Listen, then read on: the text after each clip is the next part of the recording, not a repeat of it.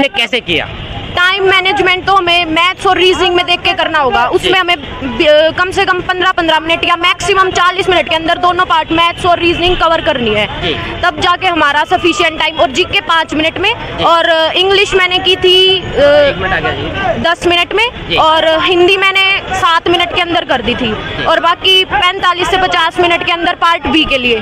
Evening shift में था 30 मार्च को, अभी 4:30 से 6:30 वाली शिफ्ट में। जी मैम, आज का पेपर आपका कैसा हुआ? मेरा पेपर आज का अच्छा हुआ जी। मैंने टोटल 177 अटेम्प्ट किए हैं। फर्स्ट पार्ट में 80 एंड सेकंड में 97 जी, यानी कि 180 आपने अटेम्प्ट किए हैं? हाँ, अप्रोक्स। मैम हम लोग बात करें थोड़ा सा, अगर किसी स्टूडेंट को 180 अटेम्प्ट करना है तो टाइम को कैसे मैनेज करना होगा, आपने कैसे किया? टाइम मैनेजमेंट तो हमें मैथ्स और रीजनिंग में देख के करना होगा। उसमें हमें कम से कम 15-15 मिनट या मैक्सिमम 40 मिनट के अंदर दोनों पार्ट मैथ्स और रीजनिंग कवर करनी है, तब जाके हमारा सफिशिएंट टाइम। और जीके 5 मिनट में, और इंग्लिश मैंने की थी 10 मिनट में, और हिंदी मैंने 7 मिनट के अंदर कर दी थी, और बाकी 45 से 50 मिनट के अंदर पार्ट बी के लिए।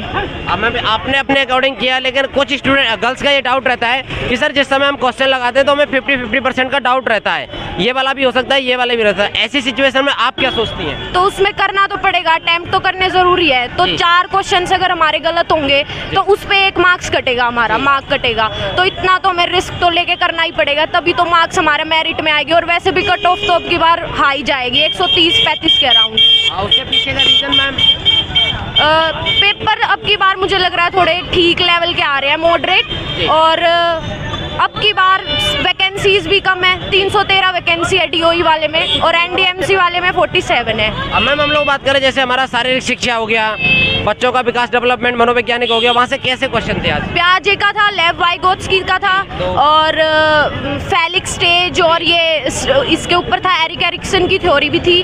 मतलब साइकोलॉजी के कम से कम 10-15 क्वेश्चंस थे, और बाकी तो SUPW की फुल फॉर्म आई हुई थी, और बाकी RT से क्वेश्चंस थे, वर्क एजुकेशन के थे, ये सभी क्वेश्चंस थे। तो पढ़ के जाएंगे तो हो जाएगा इजीली। हम लोग बात करें, आपने पार्ट सेकंड को बहुत अच्छे से डिफाइन किया। अगर हम लोग पार्ट फर्स्ट की बात करें, जैसे फर्स्ट में हिंदी हो गया, रीजनिंग हो गया, इंग्लिश मैथ हो गया, वहाँ से थोड़ा आप टॉपिक डिफाइन कर पाए, इंडियन टॉपिक से पर्टिकुलर क्वेश्चन पूछे गए थे? रीजनिंग में सिलोगिज्म था, हो गया मैम, और डायरेक्शन एंटी क्लॉकवाइज डायरेक्शन के क्वेश्चंस थे, और बाकी तो सिटिंग अरेंजमेंट में, हाँ, सीरीज के थे। सिटिंग नॉर्मल था, इतना ज़्यादा डिफिकल्ट नहीं था। मैथ्स में प्रॉफिट लॉस का था, और रेशियो का था, और बाकी तो अभी मेरे को इतने ही याद आ रहे हैं। मैं आ रहा हूँ सर, आपके पास 2 मिनट का समय लेंगे। अगर मैम हम लोग बात करें जीएस वाले सेक्शन में, कैसा सेक्शन था आपके अकॉर्डिंग? जीएस का थोड़ा सा आज लेवल, मतलब मैंने एनडीएमसी का दिया, उसमें ज़्यादा इजी था। आज का थोड़ा लेवल मुझे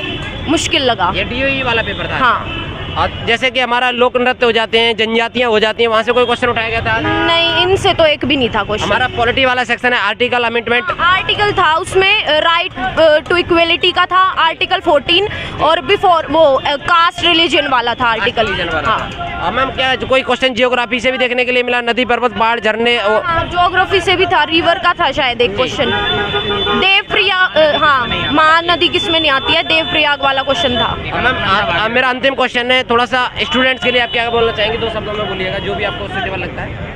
अब वो तो आज का तो एग्जाम लास्ट ही था, तो अब तो बस रिजल्ट का वेट करना है, और जिसका भी 135 तक स्कोर है तो वो सेफ स्कोर ही है मेरे हिसाब से। आपका मानना है कि 130 के तक एवरेज है? हाँ, तो हो सकता है? हाँ, इस बार हो सकता है। चलिए, thank you so much ma'am, आपसे